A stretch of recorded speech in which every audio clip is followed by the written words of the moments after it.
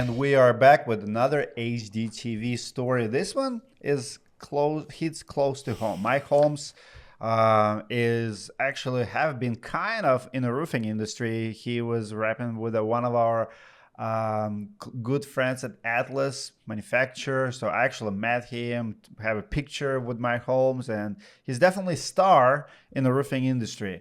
Adam Sand has the details.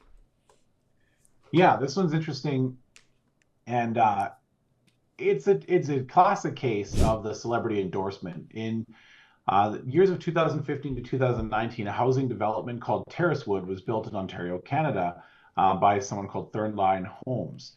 The homes were promoted as Mike Holmes approved, and if you don't know, Mike Holmes is a celebrity contractor known for fixing botched renovations on TV. So, for him to approve something would be considered, a trustworthy buy. And he appeared in ads for this area and visited the site for photos and even declared that he bought one of these houses. So two of his companies were actually financially tied to the project. One loaned $390,000 to Third Line Homes to buy the land, and another one of his companies bought and flipped a Terracewood home advertised as Homes Approved. So in 2021, a consumer protection agency called Terrian, which is a home warranty company, and filed a lawsuit against the contractor and the Holmes Group, Holmes Company. At least 14 Terracewood homes had serious defects, including structural issues, HVAC failures, improperly installed roofing and siding, mold, and water damage. So Third Line Homes failed to fix the problems under the mandatory warranty, leaving Terrian to fund the repairs. And Terrian accused the Holmes Group of misrepresenting the Third Line Homes as a competent builder and failing to do the inspections that they had contracted to do. So the defendant's response, Mike Holmes denies the involvement and says that no inspections were performed because no homeowners paid for the inspection upgrade. So they made no representations about the project's quality.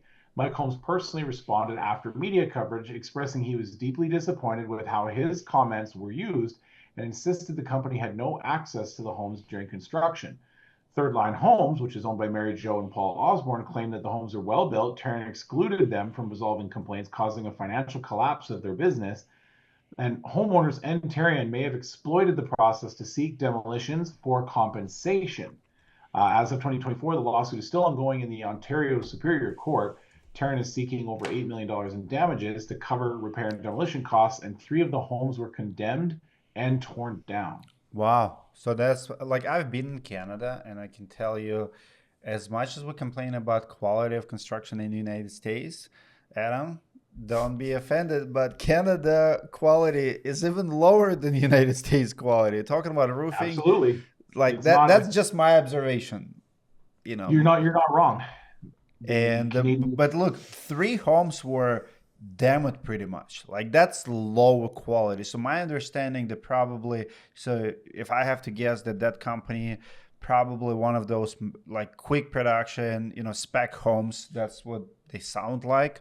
I would be very careful as a influencer, famous person to endorse them. But money is money, and people need to get paid. What do you think? That's the best marketing strategy I've ever heard of a contractor coming up with. Get Mike Holmes, get some person from this space that normal people know and haven't put approved. Roofing company, like so many contractors could take a lesson from this because I guarantee that was the easiest homes they've ever sold. They probably got all kinds of publicity. There was additional stuff on top of it. It's a shame that they screwed it because this really could have been an absolute layup for work. It was all the right things, but the execution just fell apart. Yeah. As long as they would do good quality works, yeah, 100% agree. My question is why they're going after the endorser? Like the the logic here is like, all right, we're tired of seeing his ads. We know quality of the homes are bad. Let's go after billboard. Like that guy is advertising them. Let's sue him. Like that's the logic here, right? Like how can be he liable? Yeah, I approved it and they sucked.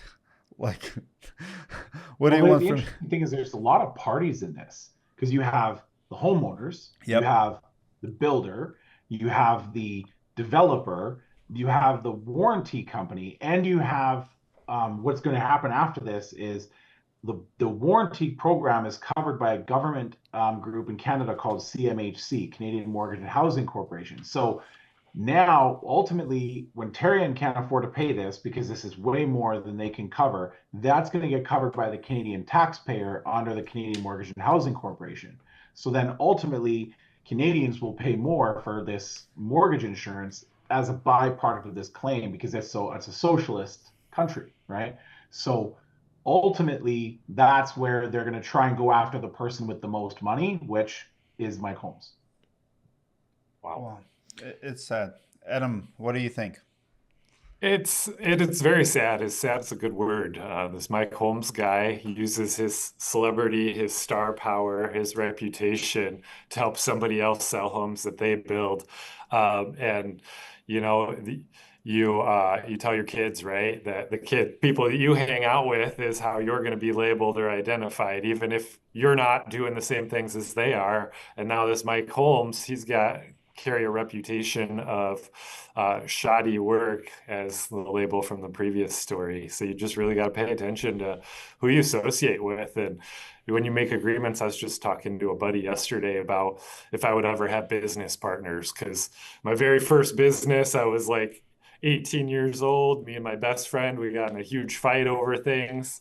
And I think I'd still have a business partners. I just make sure that things are clearly defined and expectations are set up. And I think that was a failure on Mike Holmes on this part to see who he partnered with in something like this. You have to endorse the brands that you would use yourself, and they truly have to be the best of the best. I turn down 90% of the brands that come to me. Every single year we have CRM companies, we have, there's so many players that seeking, like I know what my audience is. Like I know that if I endorse them, like people will buy from them. But if I cannot, sleep well at night knowing that, you're good business and you're going to be there. As a matter of fact, I've endorsed about 15 brands, and out of all 15, I never ever have a contract with anyone. Like it's always month to month. Even in those 10% cases where we pick a brand, I always tell them, like, we're going to do the deal. It's month to month. I don't need a yearly contract, nothing. I'll promote you, whatever the deal, whatever the product is. And because we're always watching, the thing about these brand deals is companies do weird stuff. Like if you look even at, like, look at the Bud Light or look at the, big decisions on the, big brands. When you're celebrity, like recently, what's his name? Quarterback. He was endorsing Tom Brady in the crypto. Remember, like you have to be careful. You can't just go in and start backing someone up, and then because when you go in business with someone, you always have to think about how you're gonna get out if something gonna go south, right? In this case, all right, you are endorsing spec homes. Like what's going to happen if they're going to have a class action lawsuit against them? What's going to happen when they're going to get negative publicity? How is it going to affect your brand if someone goes in and start making videos about poor quality construction of homes and now your name is on them? Now, it's almost like if Michael Jordan would endorse Nike, and Nike would be like the worst brand possible. The reason Michael Jordan endorsed them because he's a user and they're a freaking phenomenal brand, and he would not do any other brand. He just picked between Adidas and them, and then he went for the best. But he's the user. Yeah. I want to go back to the core issue for the public and anyone that's not contractor and is a consumer on the construction space that listens to this, is that they talked about no homeowner paid for the inspection upgrade. First off, I haven't heard of an inspection upgrade. Maybe it's a Canadian thing. Down here, I think it was a retail inspection upgrade by Mike Holmes. And they kind of said, if it's Holmes approved, it's probably good. So I won't pay for the inspection, but I'm still getting the house because you would build it to pass the inspection, right? Of course. So then it's like kind of like, I would tell everyone, get an inspection on everything. It doesn't matter what it is, even if it's a roof. And roofing contractors aren't going to love this, but after you have a roof done, when another door knocker comes to your neighborhood, if it's in a storm area and they go, hey, do you want free roof inspection? Don't go, no, I don't need anything. My roof was done last week. Have them fly a drone. Don't have them walk all over a brand new roof and damage it, but fly a drone. Let me know if you see anything crazy up there. Any work that gets done, construction, it's rarely the general contractor. It's a lot of subs, a lot of layers, as we all know. But the fact that no one did the inspections, I mean, it's hard to say if it's really on, the general contractor. It's obviously on them for not overseeing it. But for Mike Holmes, I mean, homeowners weren't willing to do inspections on their homes or pay for that upgrade. That's really a huge miss on their end. And I think it's just uninformed consumers, really. But also, we suffer two plagues in Canada that America has. We don't have the thing that you guys have that makes for great construction, which is good weather and Mexicans. So we're always fighting an uphill battle. We don't have the great labor force, and we don't have great weather that makes it a great career choice because you get shut down for 5 months a year. But Canada does have excuses. We do have excuses. I'm just kidding. Weather and no great labor force. Oh, that's good. And another thing is, those warranties, they're not that hard to pay out. Like, you're already in business. You do have tradesmen. Just send couple subs, like fix it. Like, how much do you think it'll cost spec company to come up with a decent crew who will just specialize in repairs? Like, think about RV business. I use Camping World, and I bought a camper.